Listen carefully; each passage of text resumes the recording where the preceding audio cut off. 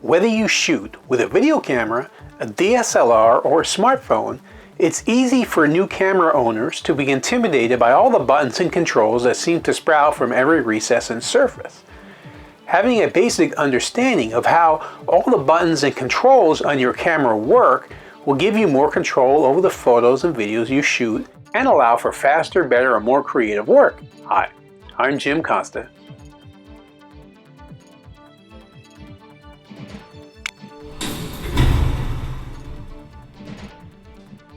I'm a videography, photography, and technology guru, and I created this blog to help you to become a tech-savvy senior. My tips and advice are useful to anyone, but my specific focus is in helping senior citizens to become more familiar with technology to improve and better their lives. If you have a camera question, please leave it in the comments section below. I do read all of the comments that people leave, and yes, believe it or not, I do personally respond to each and every one of them as well.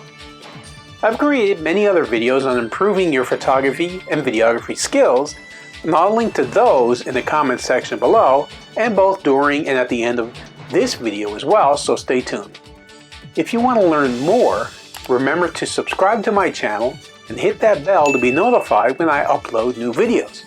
I upload every week, and I'll be uploading more in-depth explanations of each of the topics covered in this video.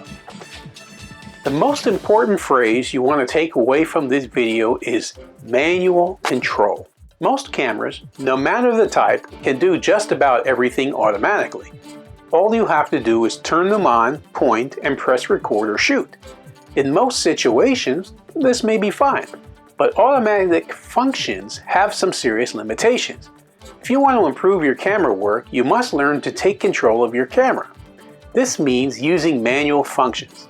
In fact, professional cameras have very few automatic settings, and professional camera operators would never normally use autofocus or auto iris, for example.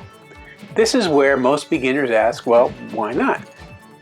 My autofocus works fine and my pictures seem to look okay. There are two answers to these questions. Number one is, although auto functions usually perform well enough, there will be some situations where they can't cope, such as in bad lighting conditions. In these circumstances, you may be faced with unusable footage or images unless you take control manually. More commonly, your shots will be usable but poor quality. They're going in and out of focus, for example. Number two is, your camera can't know what you want. To get the best results to obtain a particular effect, it is often necessary to override the auto functions and go manual. As you learn more about camera work, you will begin to appreciate the better results gained through manual functions. I'll review the most common camera operations now, starting at the beginning. Learn and practice one at a time, and you'll be shooting like a pro in no time. Number one is zoom. This is the function which moves your point of view closer to or further away from your subject. The effect is similar to moving the camera closer or further away. Note that the further you zoom in, the more difficult it is to keep the picture steady. In some cases, you can move the camera closer to the subject and then zoom out, so you basically have the same framing. For long zooms, you should use a tripod. Zooming is the function everyone loves. It's easy and you can do lots with it, which is why it is so overused. The most common advice I give on using the zoom is to use it less. It works well in moderation, but too much zooming is tiring for the audience. Camera function number two is focus. Autofocus is strictly for amateurs. Unlike still photography, there is no way autofocus can meet the needs of a serious video camera operator.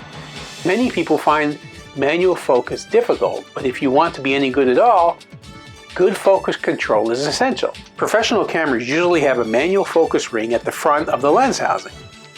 Turn the ring clockwise for closer focus and anti-clockwise for more distant focus. Consumer cameras have different types of focus mechanisms, usually a small dial of some sort. To obtain the best focus, zoom in as close as you can on the subject that you want to focus on, Adjust the ring until the focus is sharp and then zoom all the way out to your required framing. Number 3 is the iris. This is an adjustable opening or aperture which controls the amount of light coming through the lens, also known as the exposure. As you open the iris, more light comes in and the picture appears brighter. Professional cameras have an iris ring on the lens housing, which you can turn clockwise to close and counterclockwise to open. Consumer level cameras usually either use a dial or a set of buttons of some sort. The rule of thumb for iris control is set your exposure for the subject. Other parts of the picture can be too bright or too dark so long as the subject is easy to see. It's not always ideal, but as long as whatever person or thing you're focusing on is exposed well, you can usually get away with an otherwise mediocre image. Function number 4 is white balance. White balance means color balance. It's a function which tells the camera what each color should look like by giving it a true white reference. If the camera knows what white looks like, it will then know what all colors in the spectrum look like. This function is normally done automatically by consumer level cameras without the operator even being aware of its existence. It actually works very well in most situations, but there will be some conditions that the auto white balance won't like. In these situations, the colors will seem wrong or unnatural, often looking blue-ish, if you want to call it that. To perform a white balance, point the camera at something matte, which is a non-reflective surface, that is all white in the same light as the subject. A t-shirt or a piece of paper works just well. And frame it so that most or all the picture is white. Set your focus and exposure, then press the white balance button or throw the switch or whatever your camera has.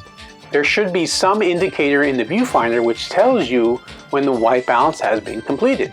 If it doesn't work, try adjusting the iris, changing the filters, or finding something else white to balance on. You should do white balances regularly, especially when lighting conditions change when moving from indoors to outdoors, or moving between different types of lights inside, such as fluorescent lights in one room and incandescent lights in another room. Now, if this is making sense to you, put Tech Savvy Senior in the comment section below. Camera function number 5 is audio. Virtually all consumer level cameras come with a built-in microphone, usually hi-fi stereo. These work fine and are all you need for most general work. Getting better results with audio is actually quite different and is a whole subject in and of itself. Now, I'm not going to go into that much here. You just need to be aware that audio is very important and shouldn't be overlooked.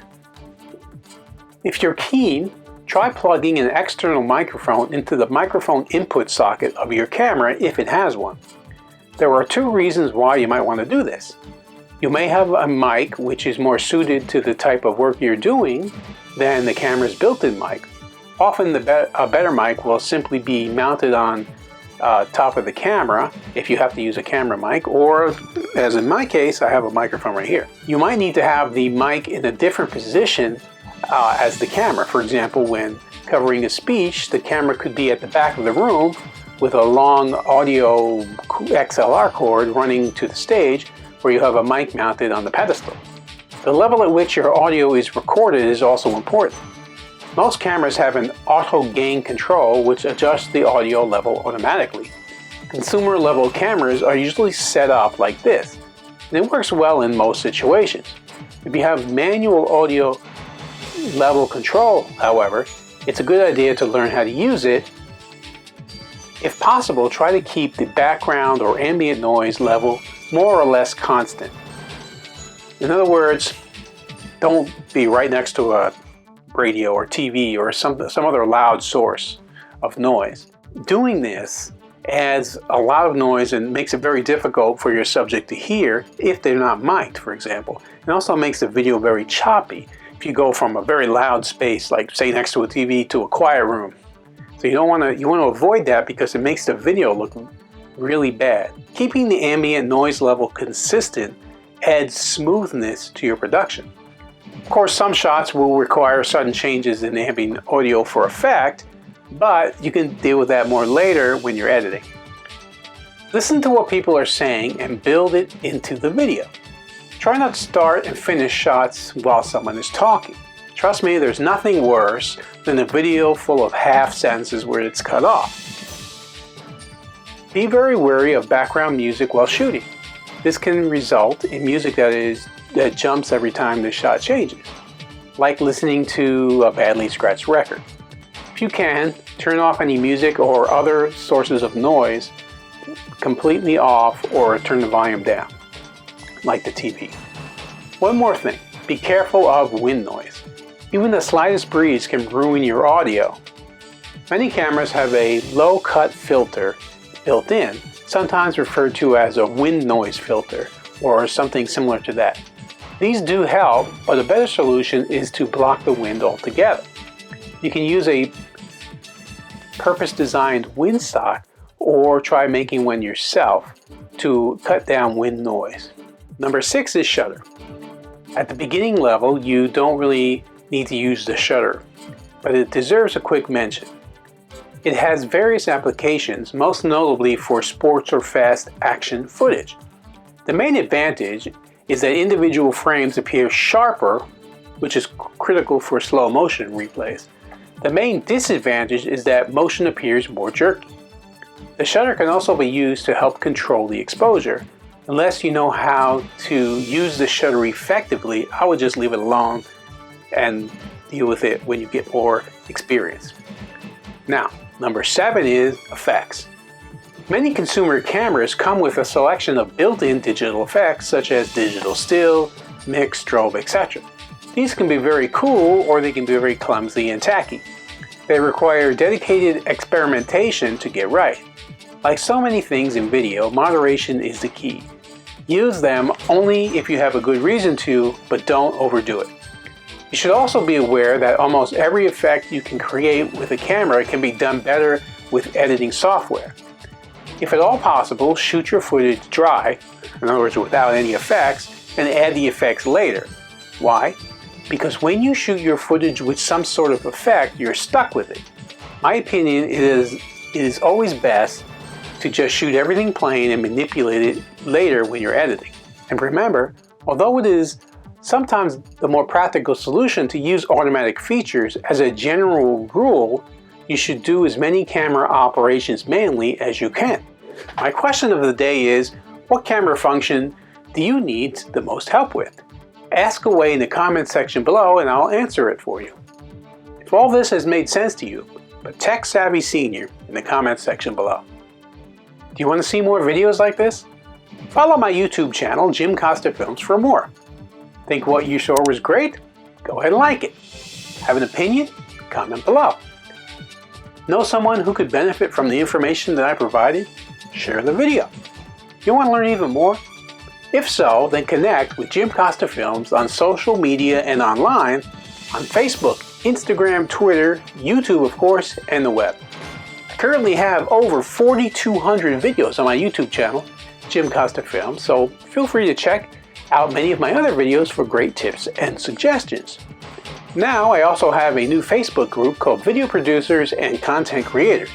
So look for that on Facebook to connect there, join the group, and get even more pro tips and tricks.